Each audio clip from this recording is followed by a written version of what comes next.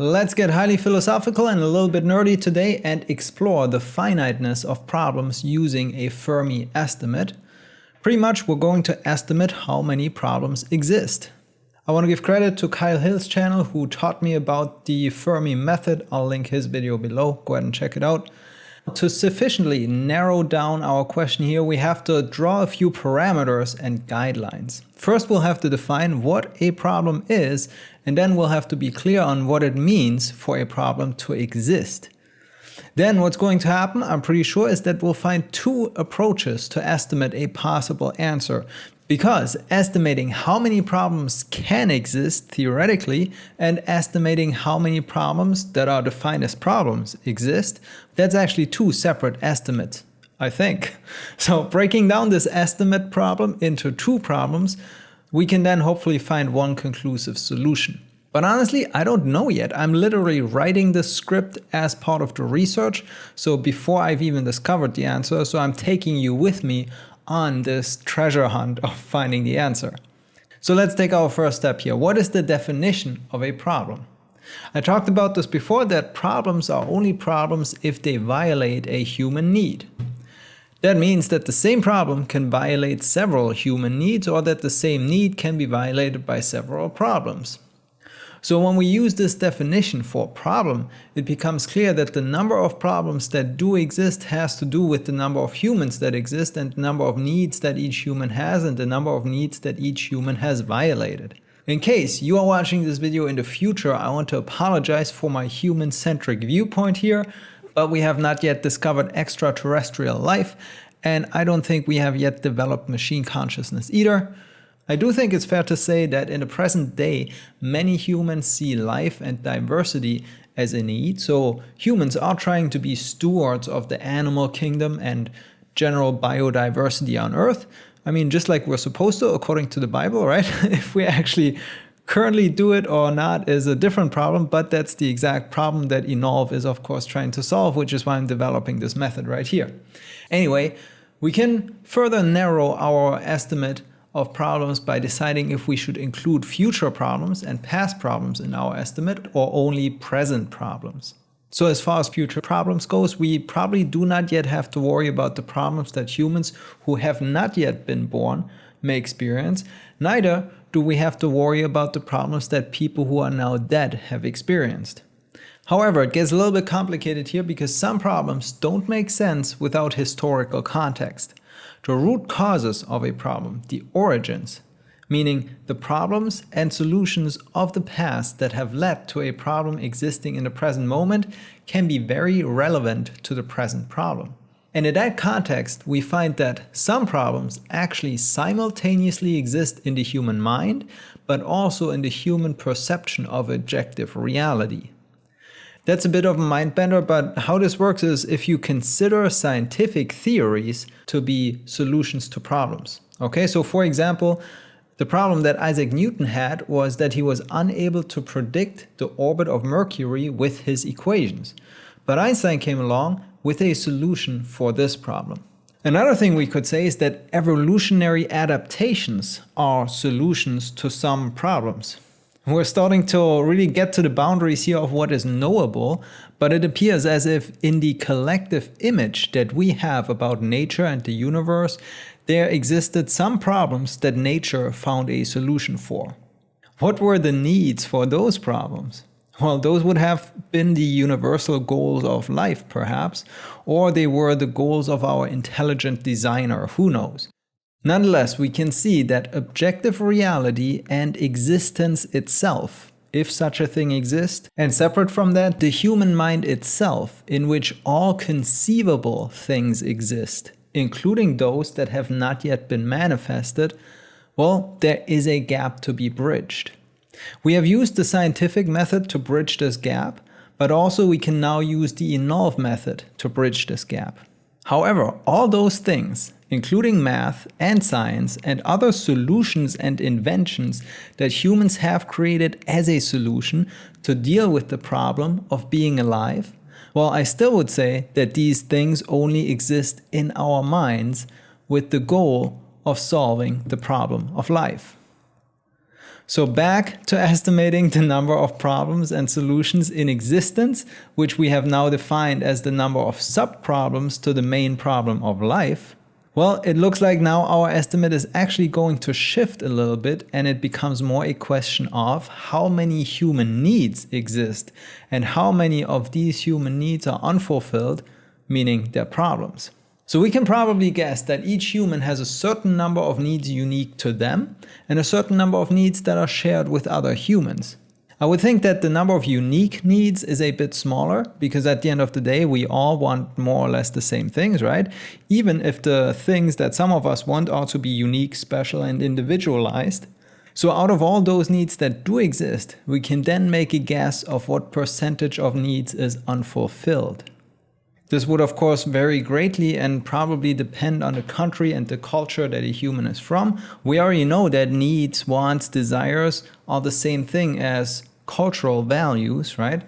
And with that, I don't want to make any unfounded overgeneralizations here. Culture is a nuanced topic, and perhaps it would be safer to not say anything about this topic in general.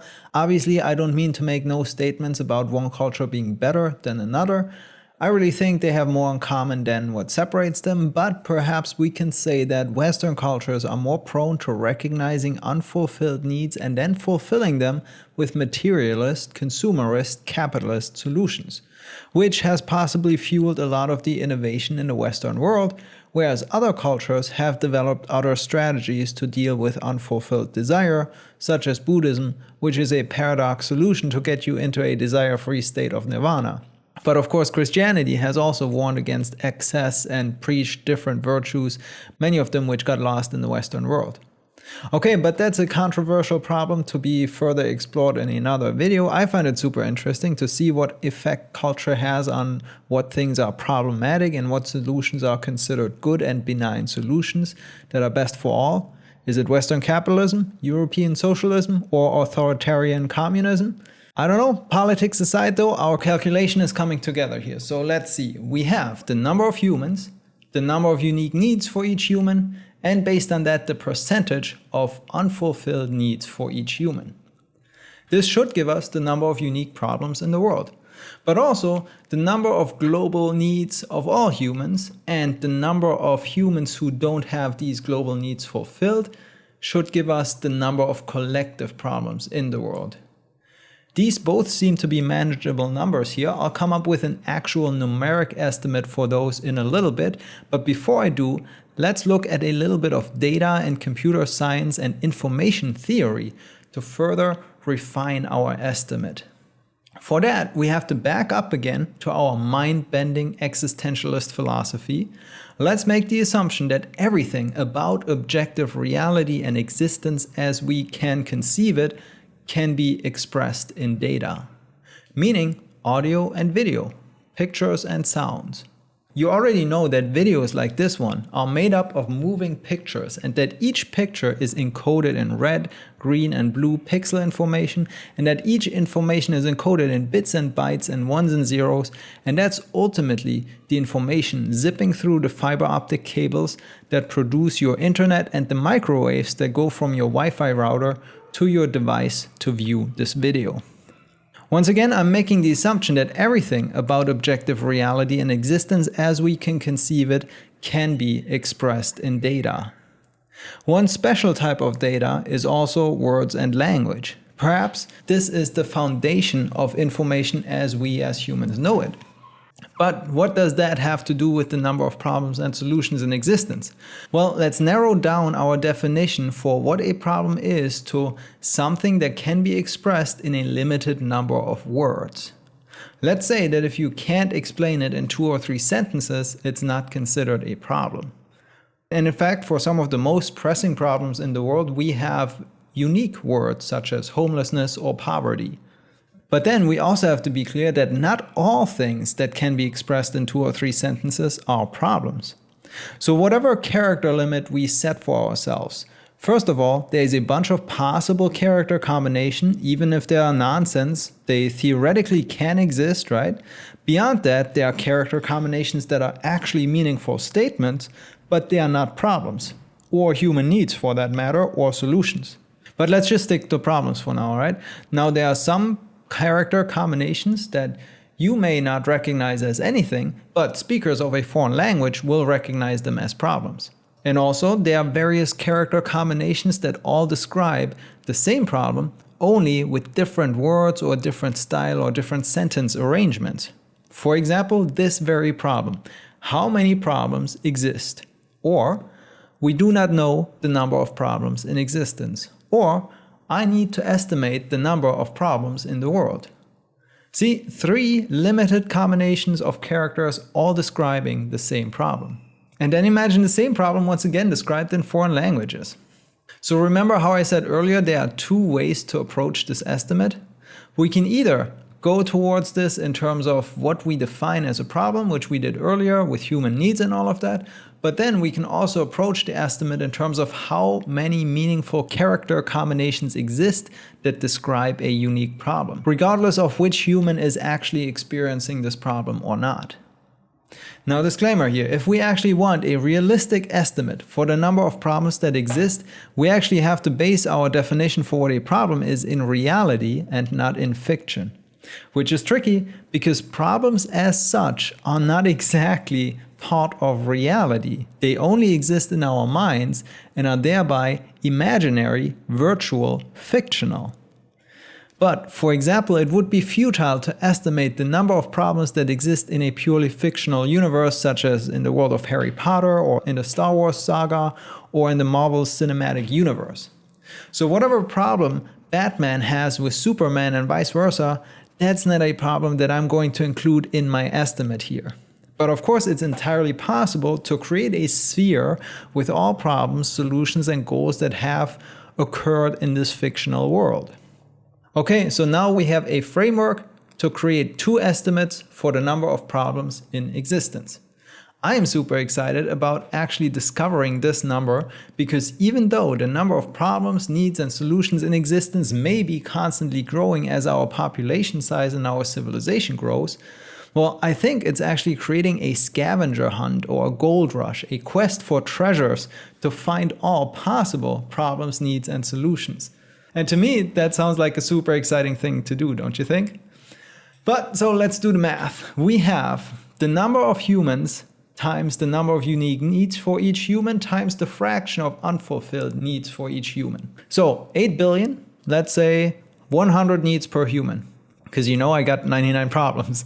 And let's say about a quarter of these are unfulfilled. So actually I only have 25 problems that are not solved yet. So that's about 200 billion unique problems in the world, if it is indeed 25 unique problems per human. I think that's a pretty high estimate actually, because really most problems aren't all that unique, I don't think. But let's see what happens.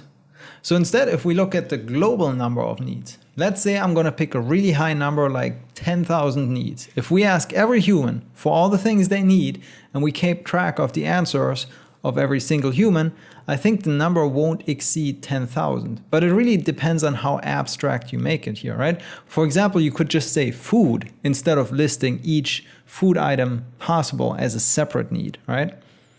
Okay, so 10,000 global abstract needs times the number of humans who don't have these global needs fulfilled. I want to say 75% of humans don't have all their needs fulfilled. But then if I think about it, I think it's safe to say that every human has at least one global need unfulfilled. Because in our list, we include every need, such as luxury, but also health, and for example, relationships. And even the richest man in the world has gone through divorce, so it's safe to say that some problems existed there. Okay, so 10,000 global needs times 8 billion, whoa, that's 80 trillion. So my estimate earlier was actually kind of low. Unless, of course, I'm somehow off with my number of 10,000. If the number of global needs is actually lower, then we land in the same ballpark. But it's probably more than just 25 global needs, so we're probably still going to be above the 200 billion problems. But then let's keep in mind the uniqueness of problems.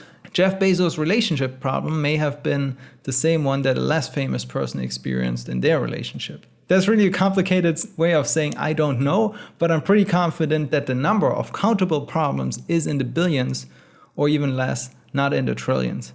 But most importantly, the number is finite and countable even if it is in the trillions. Of course, we could also infer that problems are finite because things that are finite are valuable, and without problems, we wouldn't have the need to develop solutions. Such as a company that solves the problem of getting anything you want shipped to your door in 2 days and thereby making someone the richest man in the world. So what about the other side of our estimate, the information spectrum? This is a mathematically more accurate estimate, I think. A quick search on Google told me that there are roughly 144,000 characters. So if we set the character limit of a problem to 150, just for example, what we get, I think, is 144,000 to the power of 150, which is quite a lot. I believe it's 5 times 10 to the power of 773. That's a really big number, and it includes all meaningless noise that fits into 150 characters. So what percentage of that noise is actually meaningful statements? No clue actually, but I'm gonna say it's much less than a fraction of 1%.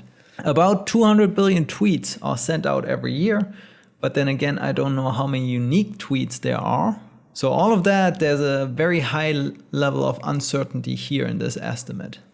But then we can actually further boil it down and wonder how many of these meaningful character combinations are varying descriptions and translations of problems. So let's approach it from the opposite side here. How many alternative ways to describe a problem exist and how many languages exist? A quick Google search tells me that there are 4,065 written languages. I'm going to estimate that the average problem has about 25 alternative descriptions. So that gives us roughly 100,000 alternative descriptions and translations for each problem. So if we plug our original estimate for how many problems may exist, somewhere between hundreds of billions to tens, maybe hundreds of trillions, we can take that times 100,000 and then we have an estimate for how many problems can be described. Somewhere between 2 times 10 to the power of 16 and 8 times 10 to the power of 18. So from our original 10 to the power of 773, 10 to the power of 18 is actually only a tiny fraction of a percent, much less than originally thought. Now we have some uncertainties in here because I'm not sure if 4,065 languages that exist are actually all represented in the 144,000 characters. And also, I'm not really good at doing math with these exponent numbers, so I may have messed up. But overall, the estimate seems plausible to me, all things considered. I hope that you have found this interesting. If you're still watching, I assume you did. So please go ahead and check out the app that I'm building that allows us to inventory problems, solutions, and needs and connect them all. I'll link a video in the description below. Keep in mind that this will touch on the things that I mentioned, including the in-app economy that actually allows us to monetize the activity of finding descriptions of problems and solutions and actually pay people for their discoveries. Leave a like and a comment below. I hope I can count on your help as we're trying to make the world a better place by building a system that shows us a solution for every problem.